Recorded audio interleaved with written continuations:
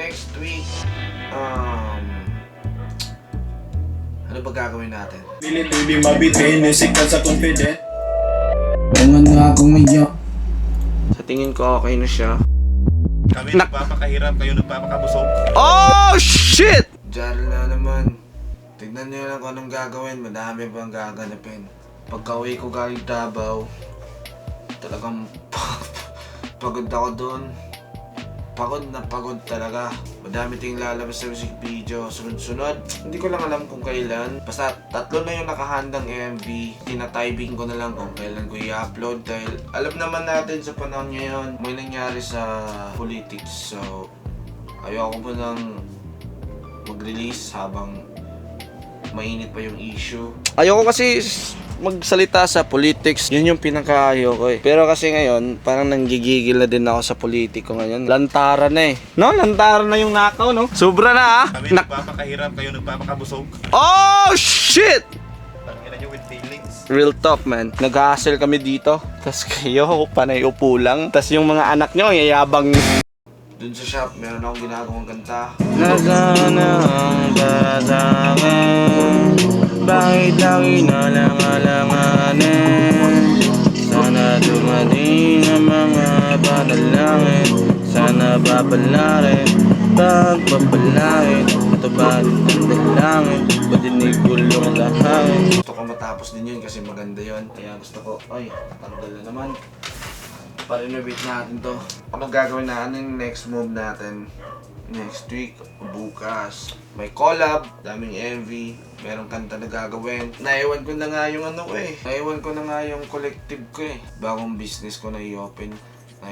Napag-iwanan ko na nga yun eh. Hindi pa nasimulan, tapos naiwanan na. Dami kasi ginagawa. Bakit ba kasi sinabay lahat?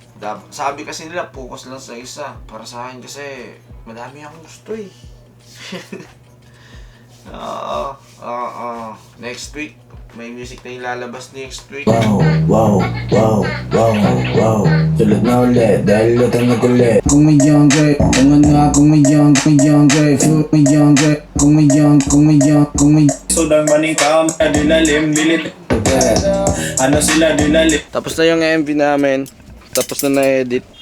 Ang tanong, kailan nilapag? Kailan nilalapag? Kapag mo na boy. Lapag ko na daw. Lapag na ba? Pagpatuloy ko yung collective, simulan ko na yon. Business na gagawin ko kasi kasuhin natin yon. Online selling tayo, man.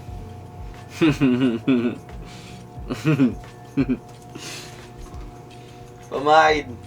Negosyante ako pero hindi ako marunong pagdating sa sales talk. Pagdating sa sales talk, hindi ako ganun kagaling. Alam ko paano, pero hindi ako ganun kagaling. Mas magaling pa si Rex. Kaya hindi ako pwede sa online selling.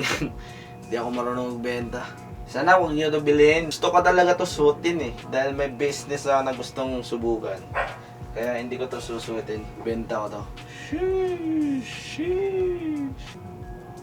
Alam niyo, hindi ako marunong sa ganitong bagay. Kaya alam kong hindi ito mag-work. Alam ko hindi mag-work, pero dahil positive thinker ako, dahil sa kulit ko, tuloy natin to. Maganda pa dito, kaysa dito. Dahil mautak tayo, hindi tayo magpapatalo. Diyan na lang. Oo, diba? Dahil mautak tayo, hindi tayo magpapatalo, man. Kahit like and share, walang mapapala to. I mean, nasimulan ko na, pero di pa nakapag-post kasi natigil din. Yan yung gagawin natin.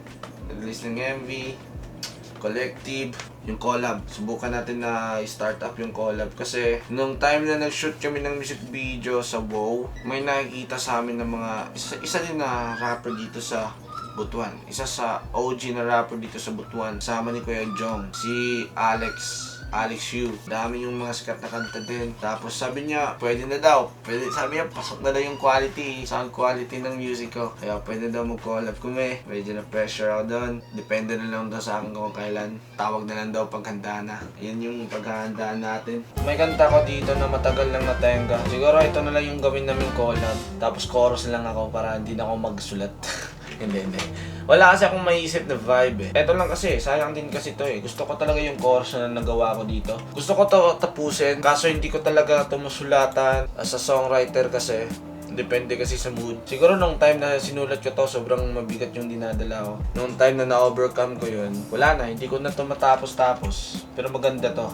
Nagkaedad, nagalayo, nagalalong Nagkalugay, nagalasod na panahon Nagkadagko ang bawat bisan wapas sa loud Kilabihan ang dagkong about Sa ugaling ko proud Bisan nalibay maniraut Medyo sad boy, medyo may pinagdaanan. Siguro nasa point na ako na na-overcome ko yung mga stress. Kasi matagal na talaga to eh. Mga ano pa ata to? February? Mga ganun na time. Nakakalap ko ngayon yung isa sa mga OG sa Butuan, man. Una si Chicano, sunod si Alex Yu. Busy yata.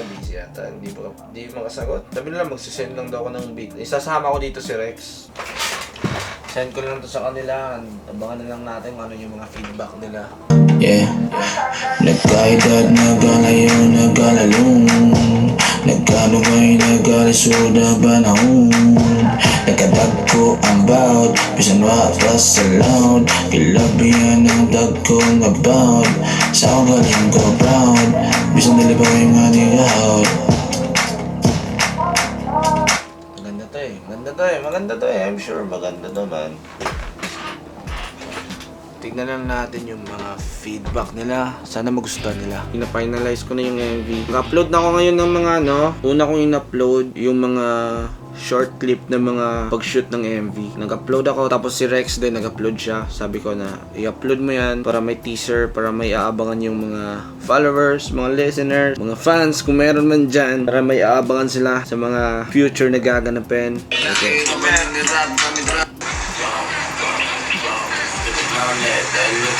Wala pa exact date nilagay doon kasi hindi pa ako sure. Tinatansya ko pa yung panahon, tinitignan ko pa yung vibe sa social media. Edit siguro ako dito ng mga behind the scene para pagka na-upload na to, may behind the scene na diretso.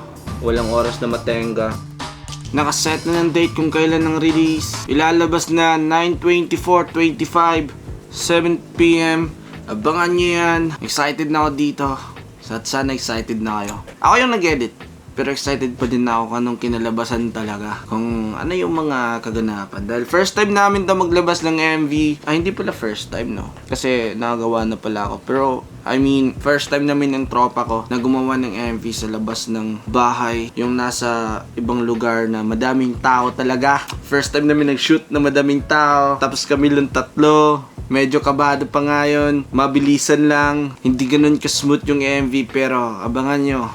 Solid pa din. Nagawan ko pa din ng paraan. Kahit sinimplihan, talagang maganda pa din tignan. Ito yung post ko. Tapos yung collab, nasend ko na. May feedback na sila sa collab. Tignan pa daw nila kung ano yung masusulat nila. Kasi gusto nila ng love song, ganun. Pero sabi ko, okay, love song. Hanap kayo ng beat. Kasi wala akong mahanap talaga dito na beat na pang love song. Kung gusto nila ng love song sa kakolab ko, gusto ko sila yung mauna magsulat, ako yung sasabay. Kasi sa ngayon, hindi tayo ganun kay-love. Iba yung feeling natin ngayon. Pero may love song tayong ilalabas. Next week, ay, hindi ako sure kung next week. Basta meron. Basta I'm sure next month meron.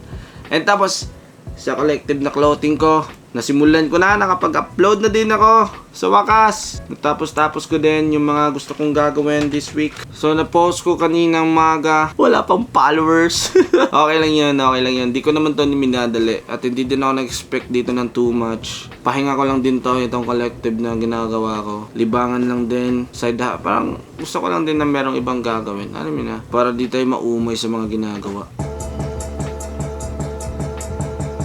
And ang gagawin ko lang dito, everyday may ma-post lang ako kahit isa. Paulit-ulit din yung product pero paiba-iba yung caption, paiba-iba yung shot. Pero yun yung gagawin ko, paulit-ulit lang. Ulit-ulitin ko lang repost. Yun lang yung gagawin kong marketing strategy dito. Paulit-ulit. Tapos pag nag-ukay ako, depende na lang kung meron akong mahanap na bago. Tsaka ko nadagdagan. Pero yeah, yun lang. And this week, madami tayong nagagawa, madami tayong natatapos. Pero abangan nyo pa next vlog, madami pa tayong gagawin, madami pang gaganapin. Diyan nga pala, baka nakalimutan nyo. Gumagawa ng kakaiba.